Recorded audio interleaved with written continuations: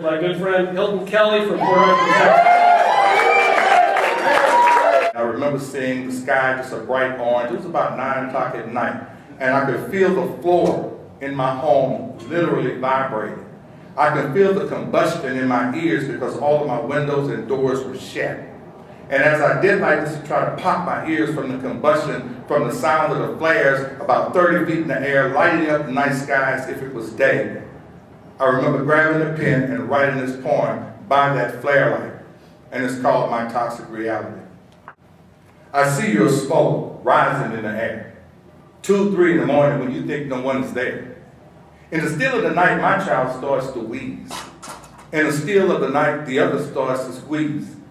Your bright torch, it burns all night. To find my way to the house, I don't even need a light. The roar of your flame I've learned to ignore, even though its combustion vibrate my feet up on the floor. Oh, I know I live at the back end of town and I should just be quiet and not make a sound. You might even find this a little profound, but me and my neighbors are a light and dark shade of brown. I hope our leaders don't conspire to circumvent, because these findings I have a sulfur benzene scent. Excuse me while I cough. My throat has a slight tickle. The air I breathe is smells and sometimes very fickle. If you went to take a bath and saw a rash up on your chest, would you shrug your shoulders and wish yourself the best? Oh, this money they give is great, and this is only flesh. But if you had the right insurance, you could go and take a test. Oh, I'm scared I'll lose my job if the pollution I contest. But if you died tonight, would your killers confess to the poison they put inside you that laid you down to rest? Would your family have to fight to pay your doctor bills as you lay 6 foot under up on a grassy hill? Now your job is gone and your company grievance has faded. Your spouse and kids tried to collect from them, but they said your death was not job related. My toxic reality. Thank you.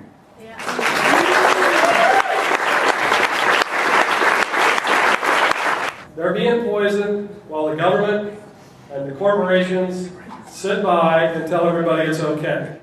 My name is Denny Larson. I'm the executive director of the Global Community Monitor, probably best known for our Bucket Brigade project. Right. So he started telling me about the bucket. I decided to take one of the buckets, and we started taking our own air samples. And what we found when we took those air samples, that there was a large amount of illegal emissions being dumped into our community.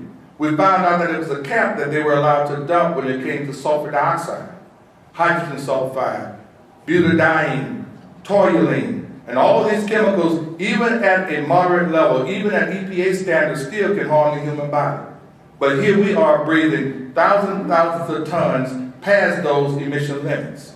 And we proved that with that bucket. And it's going to inspire people who never even really considered that they can take on a big polluter in their backyard, and who never considered that actually they have more power than these entrenched corporations.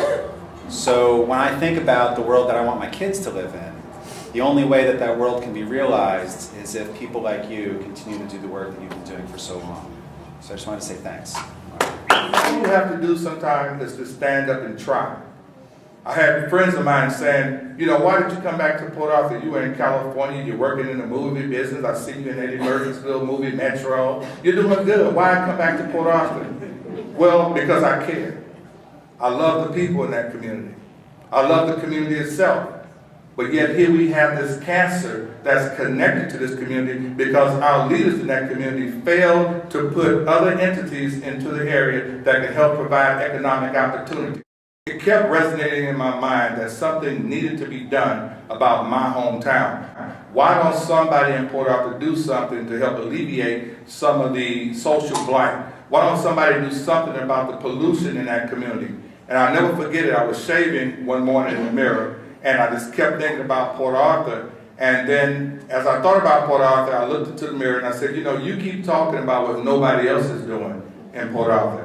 You keep talking about nobody else is trying to clean it up. Well, you're a Port Arthuran. You're from there. You see the issues. You care about the issues. Why don't you stand up, get your butt back down there, and why don't you do something about it? So I challenge this man.